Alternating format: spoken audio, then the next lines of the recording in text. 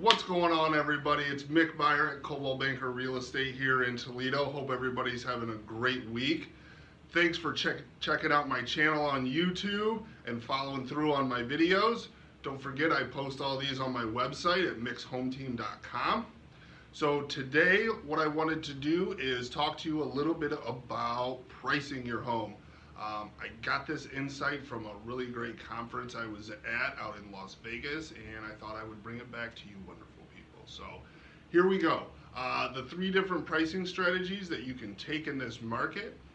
The first one is going to be to price it for the needle in the haystack buyer. So we are going to price this property pretty high because we think it has some unique features to it that is going to be really specific to one buyer. Okay, so what we have to keep in mind with this kind of pricing strategy is we probably aren't going to get a lot of people that are coming through. You may get one or two showings every couple weeks, but it's going to be really hard again to get people through. And when they do come through, if they don't love that unique feature, you're probably not going to get the best feedback.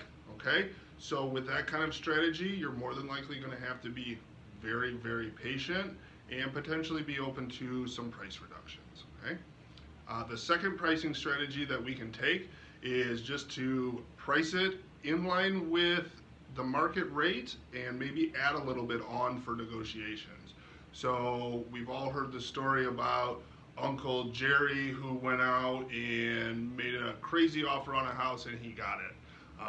So we want to try to take that tactic into our negotiations and say, hey, let's price it $10,000, $15,000, $20,000 higher than what it's worth, and let's just negotiate with somebody.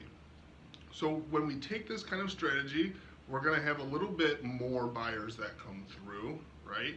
But we might not get the offers right away. It might take 2 months before we get an offer to come through, because when buyers are going through homes, they're noticing that houses are selling pretty close to that list price. Okay, so we want to keep that in mind when we have that strategy of, hey, let's price it to get some negotiations in there. All right, the last pricing strategy, and where we really see high success rates, is to price it just below what the market might pay.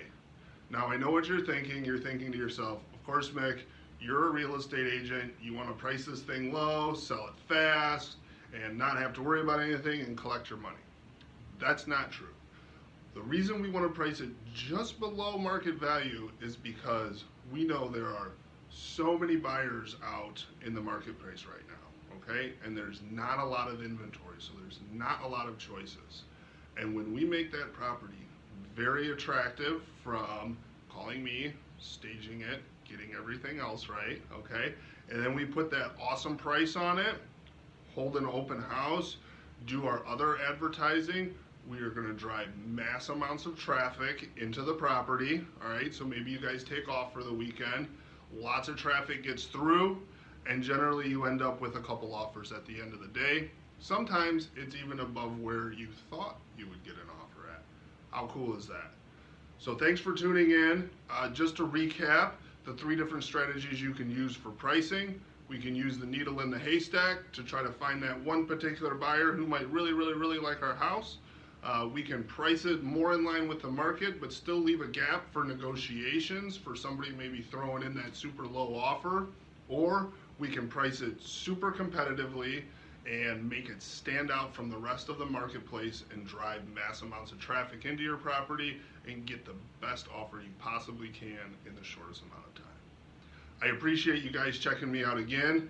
Stay tuned for next week's video. Check out my website at mixhometeam.com. And of course, if you love these videos just as much as I do, subscribe to my channel. I'd really love it.